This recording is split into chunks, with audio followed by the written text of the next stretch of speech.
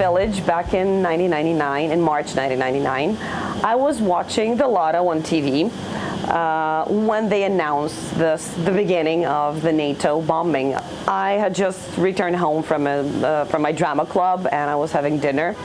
The game show was on TV. I was just watching it, and then they stopped the lotto and announced the bombing. They said that basically NATO planes are flying towards Kosovo and Serbia, and then they continued with the game show, which was bizarre. So I took whatever I was eating with me and went over to the neighbor's house. They're my relatives, and I basically spent the entire bombing period over there because their house is safer. They have really thick walls and a really good basement. So yeah, that's how it started.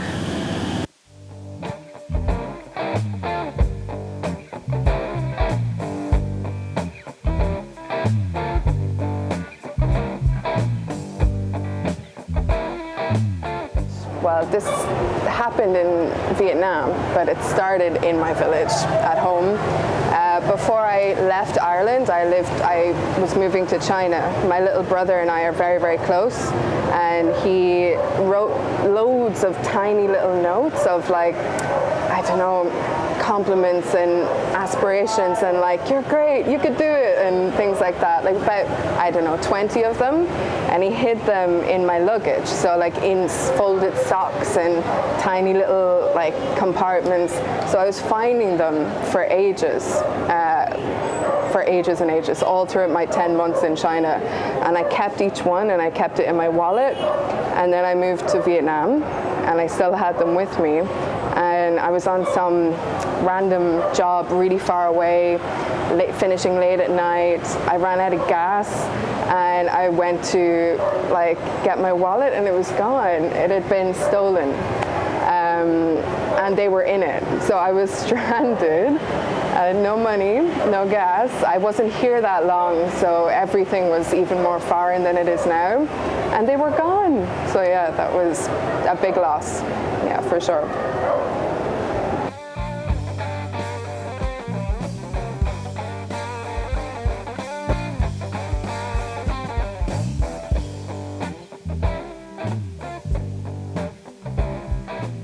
In my village,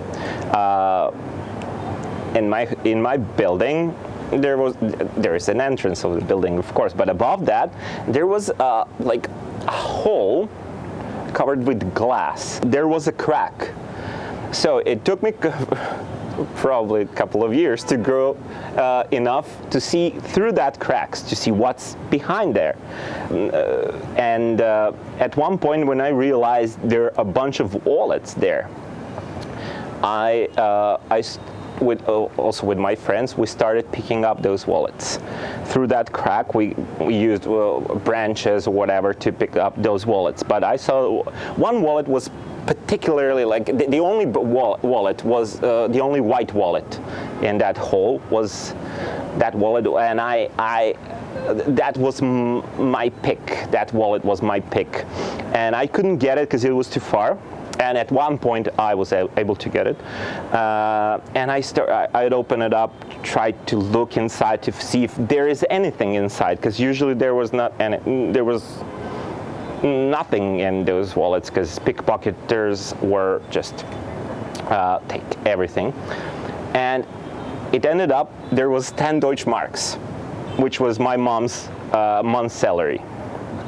Imagine that. So after we split it, that money, the whole neighborhood, almost every parent came to ask for their share, because their kid was somewhere there around. Oh yeah. So they didn't get it. What did you do with your money? I bought a burger. That was the first thing. I don't remember what I did with the rest, but burger was the first thing.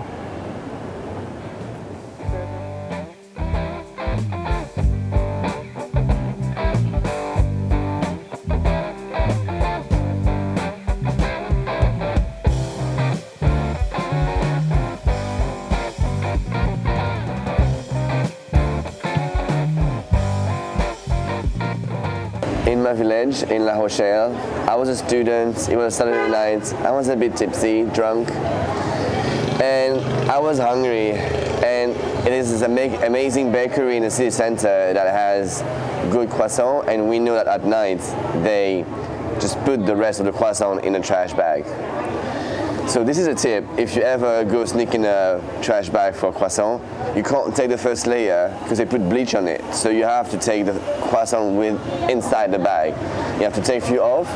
So when I'm digging in the trash to get my sweet croissant, my friend looked at me and said like, "Arthur, what the fuck are you doing?"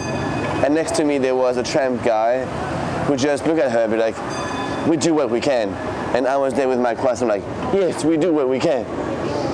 And I just had my croissant and I left happily with my croissant, and she refused to get one.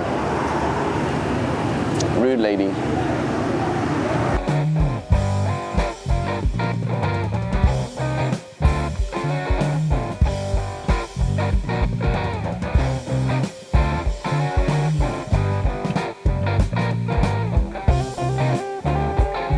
In my village, when I was a girl, my mom got a dog. Her name was Miloš, and I love her very much. So she got pregnant, and it's the big tummy, and I know that it's going to be a lot of puppy coming. So one day I went to the school and come back for lunch. Around lunchtime, it was like, it's a long class. So when I got home, then my mom prepared the lunch already, and I just need to we just sit down, eat the lunch. After the lunch, I tried to ask my mom where Miloš, and she told me the story that I really don't want to hear at that time because I was so small. But then now she told me that she got an accident, and the meat I just ate in the lunchtime was Miloš, and it's very sad. She got 9 puppies, and because she just gave birth for 2 days, so the puppy couldn't survive. And by that time, it's just to be honest, in my village, it's just a small town, small village, so we did not have something like the milk bottle or something like that to feed 9 of the puppies, so they all died after a few days, and it was my horrible experience. And after that one, I don't eat dog meat anymore.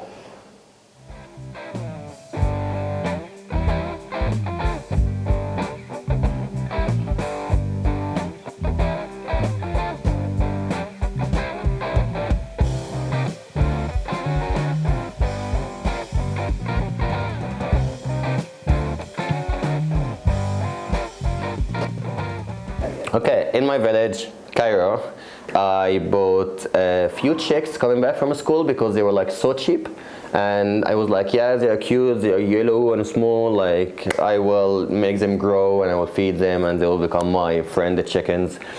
But they grew up, most of them died, except for one chick survived to become a big chicken or rooster, I don't remember, but it was big. It could jump from the floor to the balcony roof and that, and it was cock and scream the whole time.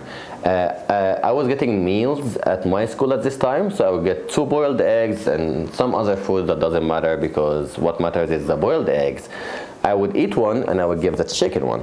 So every time I get a boiled egg, I crack it, I give it to the chicken, and she loved it.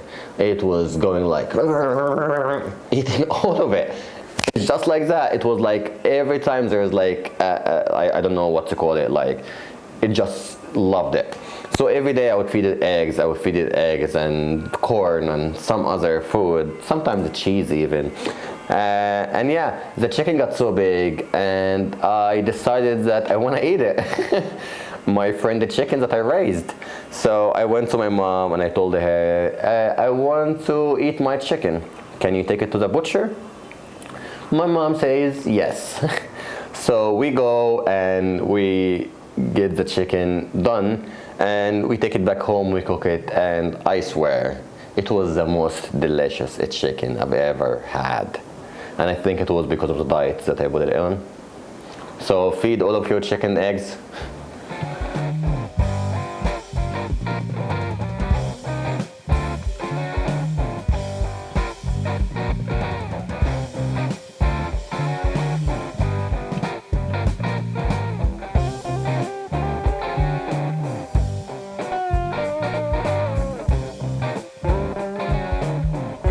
In my village, it's a community of Christians, Muslims, and what we call traditional religion. Now, traditional religion is basically people who practice voodoo and witchcraft, wizardry, and all of that. My granddaddy used to practice voodoo. This is the only memory I actually have of my granddad, right? So I remember being a kid, I went over to his house, and all I remembered was him sitting on a bench with a hunting gun. He always goes hunting. So he had this gun right beside him, and it had lots of doves just around him, pigeons around him, and then he was feeding them. And that's the only memory that I have of my granddad.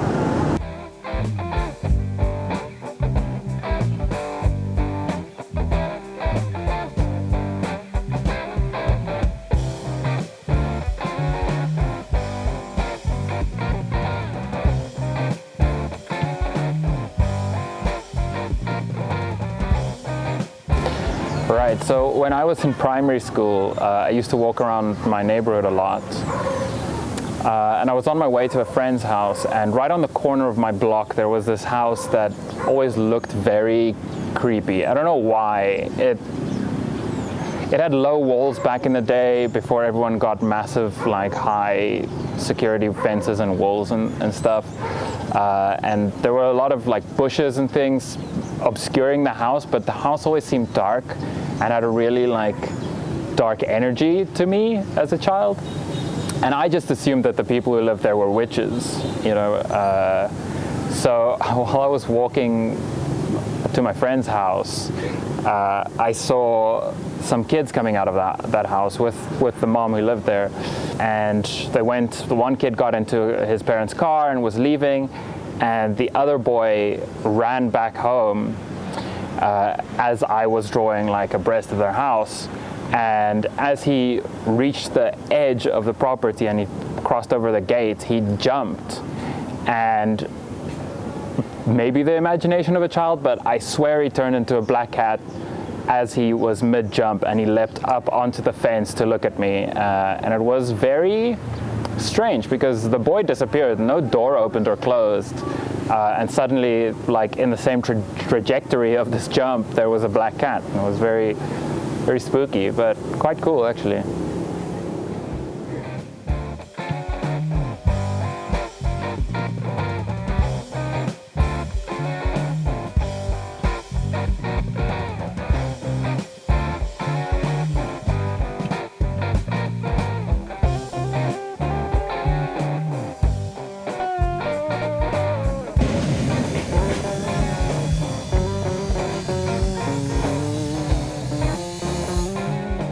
So in my village, this is Berkeley, California, Northern California.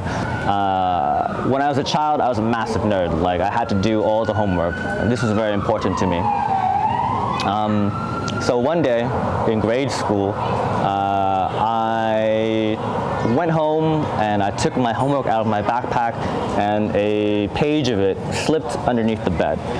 And being the studious person that I am, I was like, all right, cool, I'm gonna retrieve that piece of paper so I can do my homework.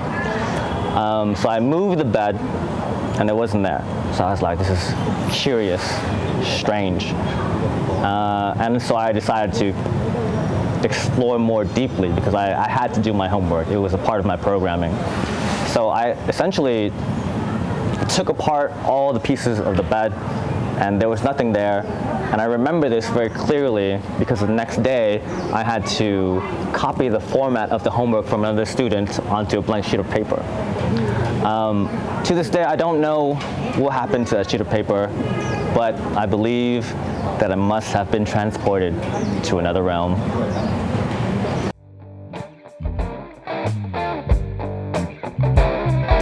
Fingers so sticky, bottom of my feet icky. How can anyone stay clean in this city? The air stuck in my throat, I'm becoming a ghost, scrounging around and living off toast.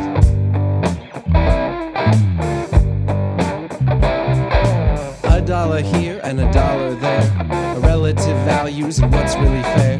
Underqualified but still getting paid millions, don't really feel like a good civilian. Not the city, the houses, the street, maybe it's me. Not the work or the people, it still will all equal me.